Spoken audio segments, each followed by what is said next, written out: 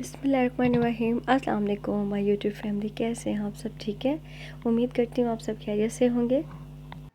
बाकी सारी टिप्स की तरह आज की हमारी टिप्स भी बहुत ईजी और अमेजिंग होने वाली है चीज़ जनाब, वो है सुई धागे की।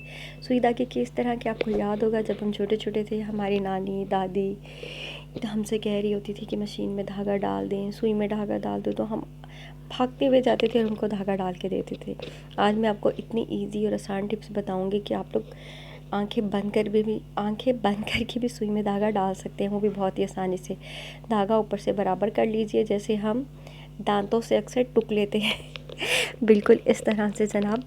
धागे को हमने आगे से कैंची से काट लेना है और उसको कागज़ लेना है, कुछ भी नहीं करना, बिल्कुल आसान है। कागज़ के सेंटर में आपने धागा रख लेना है।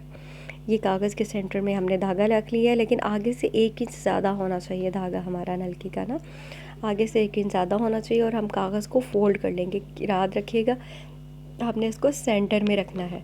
कागज़ के सेंटर में हमने इसको रख लिया है, अब हम इसको फ़ोल्ड कर देंगे सेंटर में रख के। और याद रखिएगा धागा हमारा आगे को निकला हुआ है जी, बिल्कुल धागा हमारा आगे को 1 इंच 2 इंच निकाल लीजिए, जितना आपको इजी हो सके निकाल लीजिए आगे से धागा, ताकि ये फोल्डिंग करते हुए ना पेपर निकल ना जाए।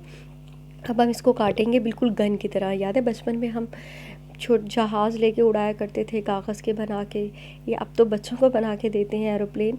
तो इस तरह से बिल्कुल एरोप्लेन की तरह बिल्कुल तिरछा सा नोकदार काट लेना है हमने। और धागा ये देखें, ये जहाँ मैं आपको दिखा रही हूँ धागा आगे ही है हमारा, और नोक सी हमने इसकी बना ली है। अगर देखें नोक मोटी है तो दोबारा से उसको बना लीजिए। मैं थोड़ी सी और बनाऊंगी क्योंकि मुझे लगता है थोड़ी मोटी नोक है, थोड़ी सी पतली सी नोक बना लेंगे ताकि थोड़ा सा अंदर कागज़ चला भी जाए तो कोई हर्ट नहीं, लेकिन हमारा धागा हर सूरत जाना चाहिए। तो हम मज़ीद इसकी मैं थोड़ी सी नोक और बना रही हूँ इसकी काट के ना, मैं थोड़ी सी नोक और बना लेती हूँ।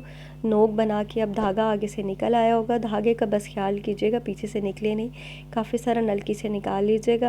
अब देखिए नोक बिल्कुल मज़ेदार बन गई है। अब ये नोक हम सुई के अंदर डाल देंगे। सुई लेंगे हम, सुई लेके उसके सुराख के अंदर ये हम इसकी नोक डालेंगे। तो अब देखिएगा पलक झपकते ही इसके चली जाएगी, कागज़ जैसे ही अंदर जाएगा। ये देखें ये डाल दी है, ये सुई के अंदर, ये मैं सुई के अंदर डाल रही हूँ। ये सुई के अंदर इसकी एक दफ़ा देखने से ही चली जाएगी। वो लाइट का थोड़ा सा शेडो पड़ रहा था इसलिए मुझे समझ नहीं आई। अब ये देखें ये सुई के अंदर बिल्कुल भी चली गई है। एक ही दफ़ा में हमें दोबारा बार बार मेहनत नहीं करनी, जैसे हम धागा हमें अक्सर नज़र नहीं आता, 3-4 बार ट्राई करने से ही जाता है।